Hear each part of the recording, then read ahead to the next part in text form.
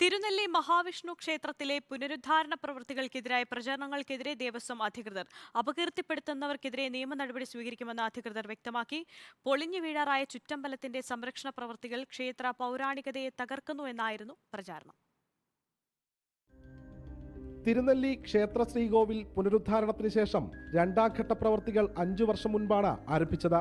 പൂർണ്ണമായും ശിലയിൽ കൊത്തുപണികളോടെ മേൽക്കൂരയുടെ നിർമ്മാണ പ്രവർത്തനങ്ങൾ പുരോഗമിക്കുന്നു. ക്ഷേത്ര ചുറ്റമ്പലത്തിനു മുന്നിലുള്ള വിളക്കുമാടത്തിന്റെ കരിങ്കൽ പാളികൾ ഇളകി വീഴുന്ന അപകട നിലയിലാണിപ്പോൾ.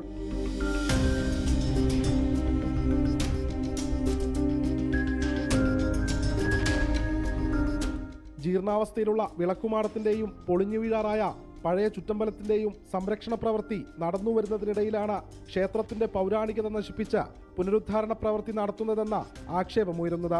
എന്നാൽ ഈ ആരോപണം ക്ഷേത്രത്തെ തകർക്കാനുള്ള ചിലരുടെ ശ്രമമാണെന്ന് ദേവസ്വം അധികൃതർ പറയുന്നു.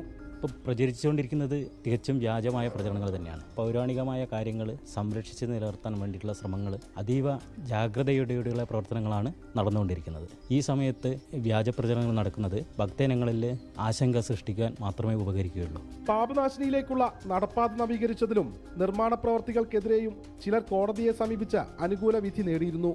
എന്നാൽ ദേവസ്വം ഇതിനെതിരെ സ്റ്റേ സമ്പാദിച്ചിട്ടുണ്ട്. ക്ഷേത്രത്തിനെതിരെ സാമൂഹിക മാധ്യമങ്ങളിലൂടെയും അല്ലാതെയും നടത്തുന്ന വ്യാജ പ്രചരണങ്ങൾക്കെതിരെ നിയമ നടപടികൾ സ്വീകരിക്കുമെന്ന് ക്ഷേത്രം അധികൃതർ വ്യക്തമാക്കി. റിപ്പോർട്ടർ, വയനാട്.